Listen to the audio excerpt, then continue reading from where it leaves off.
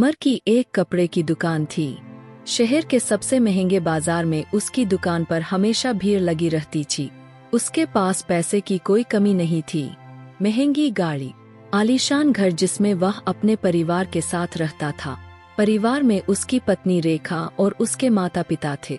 एक दिन अमर अपनी गाड़ी में पत्नी के साथ घूमने जा रहा था। वह एक हिल स्टेशन पर पहुंच जाता है। होटल में उसका कमरा बुक था। वह काउंटर पर पहुंचता है और कमरे में उसकी बुकिंग के बारे में पूछता है। अमर काउंटर रजिस्टर में साइन करता है। तभी मैनेजर एक वेटर को बुलाता है। मैनेजर उससे कहता है, साहब का सामान तीसरी मंजिल पर कमरा नंबर 310 में रखाओ। वेटर सामान लेकर आगे चल देता है। अमर और रेखा दोनों उसके पीछे पीछे चल देते हैं। लिफ्ट से होते हुए वे सभी कमरे में पहुंच जाते हैं। कमरे में सामान रखकर जब वेटर वापस जाने लगता है तो अमर उससे कहता है, सुनो ये लो टिप। अमर 200 रुपये निकाल कर वेटर की ओर बढ़ा देता है, लेकिन यह क्या वेटर पैसे न लेकर वापस जाने लगता है। अमर उसे रोकता है। अमर उससे कहता है, अरे ये हम अपनी खुशी से दे रहे हैं, रख लो, तुम्हारे मैनेजर से हम कुछ नहीं कहेंगे। वेटर चुपचाप पैसे अपनी जेब में रख लेता है। तभी अमर उसे रोकता है। अमर कहता है, तुम राकेश हो? वेटर ने कुछ नहीं बोला, वह चुपचाप वहां से चला गए।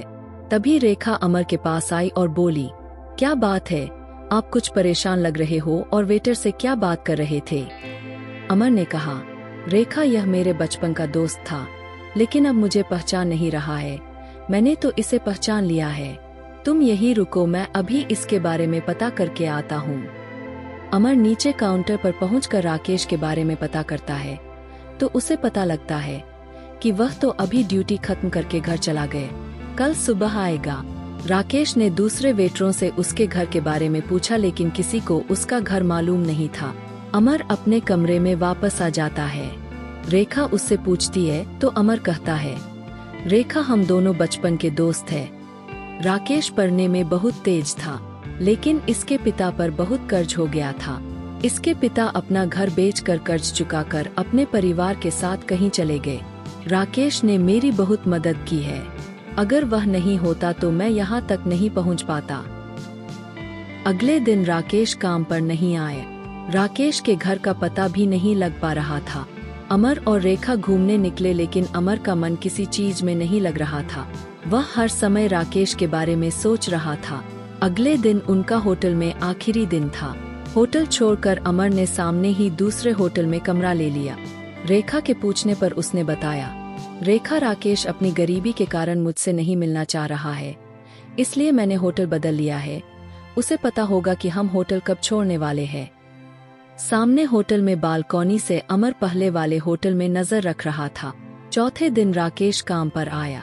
अमर ने उसे देखा और वह तुरंत होटल में पहुंच गए।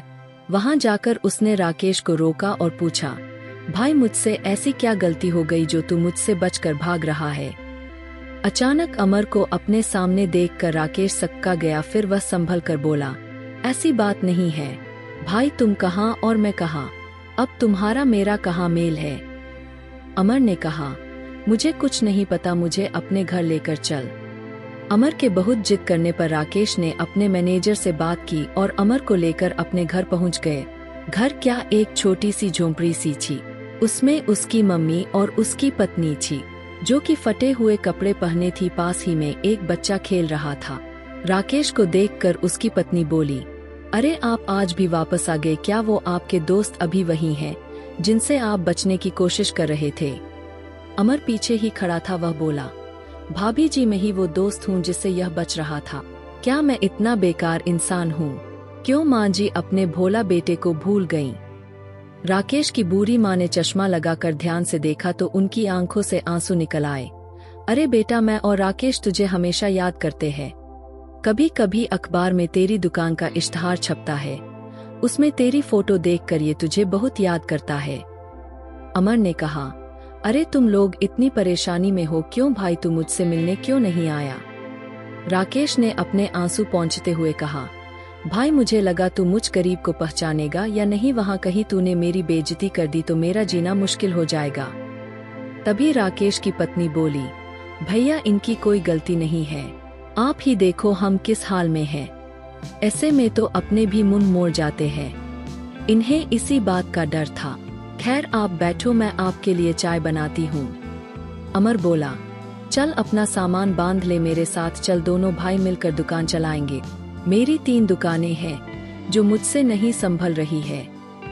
राकेश ने कहा, नहीं भाई मैं ठीक हूँ, तुझे मैं आज भी याद हूँ, यही बहुत है। अमर ने उसे डांटते हुए कहा, तेरा तो मुझे पता नहीं, लेकिन अपनी माँ और भाभी को मैं इस हाल में नहीं देख सकता, इन्हें ले जा रहा हूँ, तेरा मन हो तो आ जाना।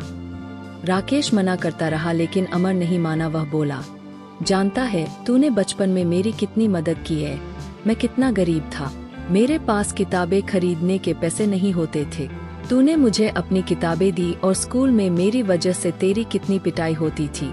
आज मैं जो कुछ भी हूँ तेरी वजह से हूँ। वैसे बाबूजी कहाँ गए? राकेश बोला, भाई वो तो गांव छोड़ने के 3 महीने बाद ही खत्म हो गए। उन्हें लग रहा था उनकी वजह से उनका परिवार मुसीबत में है, तब से हम ऐसे ही गुजर बसर कर रहे हैं। अमर उन्हें सामान बांधने को बोलकर वापस होटल आया और रेखा को सारी बात बताई।